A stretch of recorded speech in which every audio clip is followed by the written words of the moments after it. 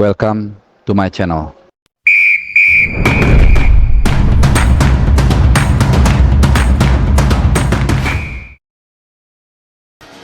Ya, halo, salam sehat teman-teman semua. Masih di channel Bung Harpa dan masih dari Doha, Qatar. Masih dalam rangka menemani, mendukung dan juga menyiarkan perjuangan adik-adik kita tim nasional Under 23 di Piala Asia U23. Dan saat ini gue berbicara langsung dari Stadion Khalifa International Stadium. Baru saja pertandingan antara Uzbekistan dan juga Arab Saudi selesai. Dan seperti kita semua tahu, skor akhir adalah 2-0 untuk Uzbekistan. Dan tentunya dengan hasil ini dipastikan kita akan bertemu dengan Uzbekistan di di semifinal nanti yang akan berlangsung tanggal 29 April 2024 di Stadion Keramat di Abdullah bin Khalifa Stadium. Jam waktu Indonesia Barat ini jam 9 malam, pukul 21.00 waktu Indonesia Barat. Kalau di sini itu jam 17.00. Itu hari apa ya? 29 ya. Kalau nggak salah hari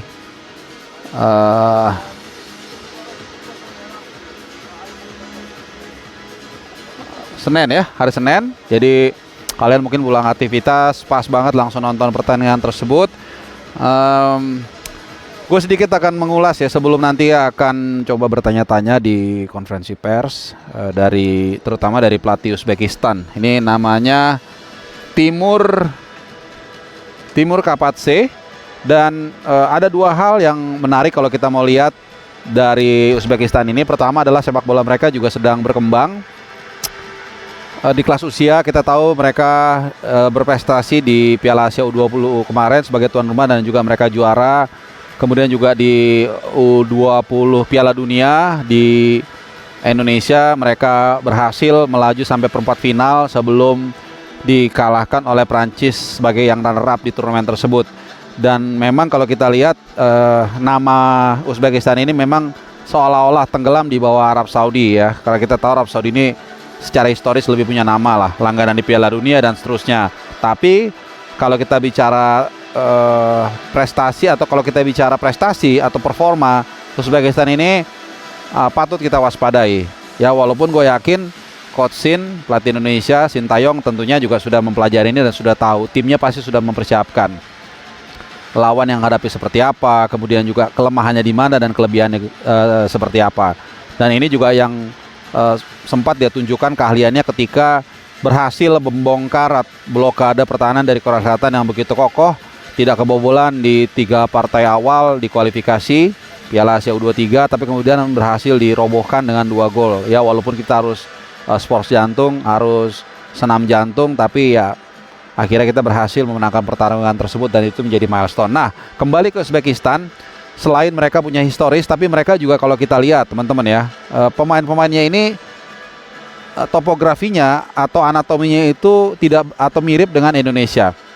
Jadi bahkan mungkin sedikit, kalau gue boleh mengatakan ya, sedikit di atas kita. Kenapa? Karena sebagian besar, kalau menurut rekan gue, wartawan dari Uzbekistan itu ada 10 pemain yang tampil di final Piala Asia U23 2 tahun lalu.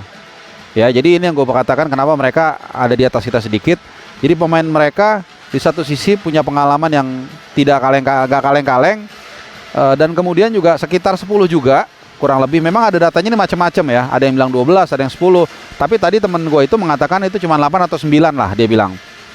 Tapi intinya lumayan, ada sekitar 40%-an pemain Uzbekistan di U23 ini yang juga tampil di level senior ya. Ada beberapa gue bacain yang tadi dia langsung tunjuk itu nomor 4 Kusanov, kemudian nomor 17 Kolmatov dan juga nomor 14 Faizulaev, serta nomor 7 yang di pertandingan menghadapi Arab Saudi dia masuk dari bangku cadangan, yaitu Koichmats Erkinov. Ya itu jadi sangat serius ya pelatih Timur ini dalam mempersiapkan tim ini di Piala Asia U23. Jadi tidak main-main, apalagi sang pelatih ini secara profil juga cukup cukup pintar. Ini mantan pemain yang paling banyak mendapatkan caps di tim nasional Uzbekistan. Ya, ada dia mengatakan teman gue ini 120, tapi gue lihat 119, intinya lebih dari 100 lah banyak.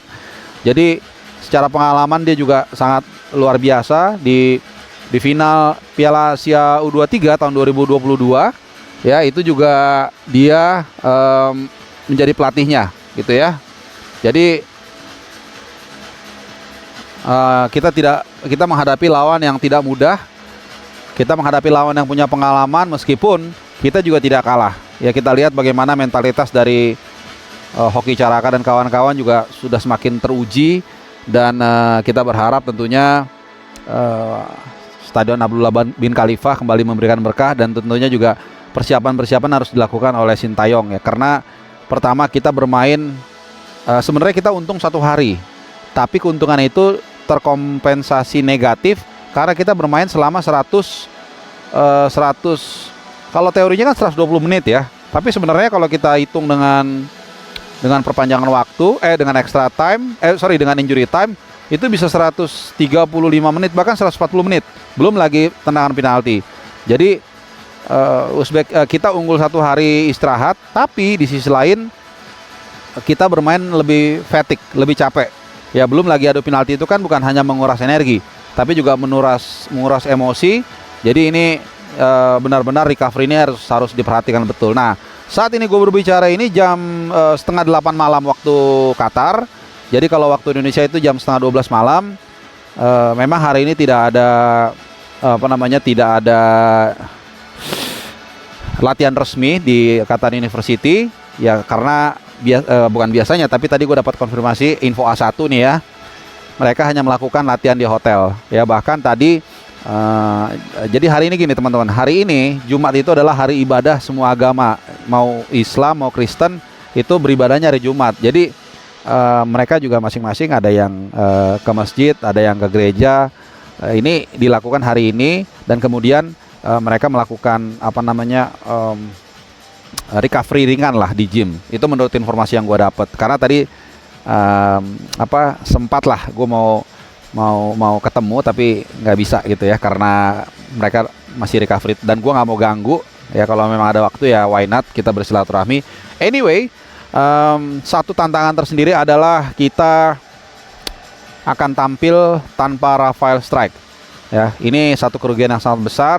Kenapa? Bukan soal 2 gol ke gawang kemarin lawan Korea Selatan ya, tapi kita lihat si Keating ini fungsinya memang ternyata sangat penting ya dalam merusak konsentrasi lawan, mengganggu juga lawan ketika mencoba melakukan build up ya. Ini yang mungkin menjawab pertanyaan kenapa sih dari mulai Piala Asia Senior, kemudian kualifikasi Piala Dunia menghadapi Vietnam 2 leg, bahkan juga di Piala Asia U23 ini Rafael Strike selalu ditampilkan walaupun sampai kemarin ya belum mencetak gol. Ya tadi itu karena memang Sintayong suka dan membutuhkan pemain yang punya endurance dan tenaga yang bisa diandalkan.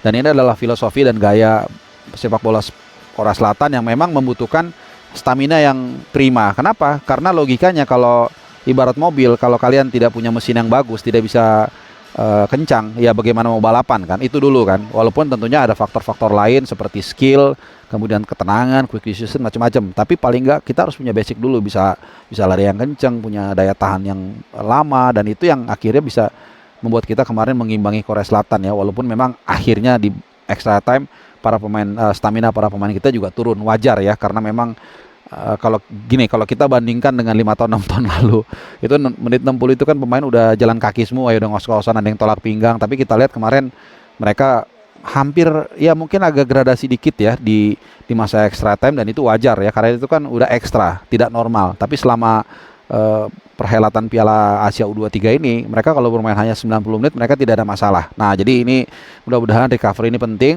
Karena kita lihat ya seperti gue katakan tadi, para pemain Uzbekistan ini walaupun mereka judulnya walaupun U23 ya, tapi sebagian pemain dari mereka itu cukup banyak yang punya pengalaman bermain di level senior. Nah, itu dia sedikit update dari gue, dan setelah ini gue akan mengikuti konferensi pers. Ya tentunya gue akan datang ke pressconnya Uzbekistan.